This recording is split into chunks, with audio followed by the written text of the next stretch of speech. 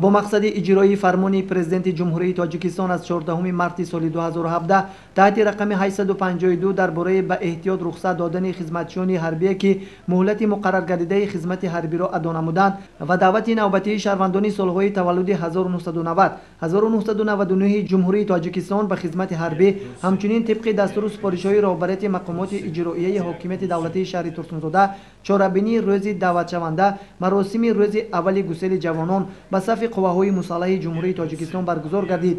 در این چهاربینی مهم سیاسی نمایندگان مقامات محلی، رئیسان جماعت‌های دهات، دعوت شوندگان با همراهی والدانشان اشتراک داشتند. در آغاز رهبریت شهر ترسونزاده تمام دعوت شوندگان را تبریک و تهنیت گفته برای خدمت نمودن به مادر وطن برایشان قوه و نیرو و دلیری و هوشیاری را تمنا نمود و نام برده گفت که حفظ دولت و ملت و مرز و بوم کشور پیش از همه به ذمه شما جوانان با آر و غیور و دلیر شجاع وطن واگذار شده است. همه شما به خصوص دعوت شدگان را که به سن جوانمردی رسیده با سری بلند برای خدمت مادر وطن میروند صمیمانه تبریک مینماییم.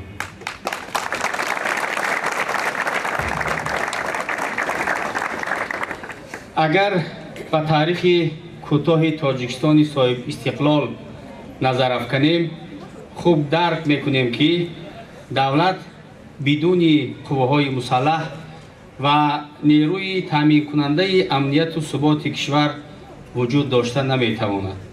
در سالهای اولی صاحب استقلالی نرسیدن تکنیک، سلاح و مهمات جنگی و عادی ترین جزئیات حربی، سر و لباس، جای خواب افسران و عسکران هر لحظه احساس میشد. با وجود همه این با تلاش و سیاست خردمندانه محترم پیشوای ملت ارتش ملی تأسیس یافته ساخت کنستیتوسیونی در تاجیکستان برقرار گردیده زمینه صلح و ثبات، آرامی جامعه و وحدت ملی فراهم آورده شد که شجاعت و مردانگی افسران و سربازان وطن در این سمت شایان تحسین است. وابسته به این محترم پیشوای ملت در سخنرانی خود تاکید نموده بودند که محض به شرافت صداقت و جسارت کسبی، فداکاری و جانثاری و خدمت‌های شبانه روزی هیئت شخصی قوه‌های مسلح خدمتچیان دیگر مقامات حفظ حقوق مملکت امروز در جامعه ما صلح و ثبات پایدار گردیده مردم زندگی آسایشته دارند. حاضرین گرامی با افتخار گفته می توانیم که ارتش ملی ما با جزء و تام‌های خود امروز به یک نیروی توانا و سپری با اعتماد مبدل گشته آمادن هر وجب خاک سرزمین مقدس نیاگان را از همه خوف و خطر نگهبان باشند. پدر و مادر دعوت شوندگان در مراسم گسیل فرزندانشان که فردا همچون حامیانی با اعتماد وطن دانسته میشوند اشتراک داشته تمام سربازان آینده دولت و ملت را تبریک و تهنیت گفتند. خیلی می‌بینیم بچه‌هایی که جوانمردانی که به قوای مسلح جمهوری تاجیکستان دعوت شده ایستادند با خوش و خرسندی خواهش خدمت وطن کردن دارند.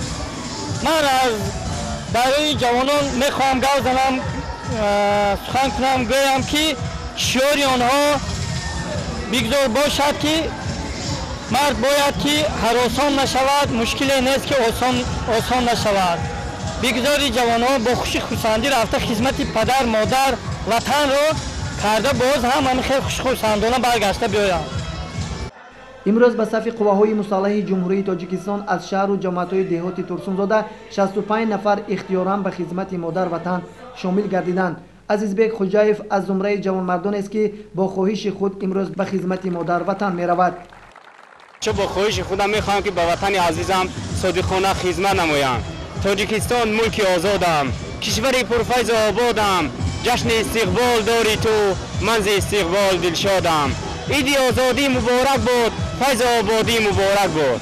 صبح فردایت درخشان است، پرچم بختت پرافشان است، با سرود و بارشانی تو مردمت پیروز دوران است. عید آزادی مبارک بود، فیض آبادی مبارک بود.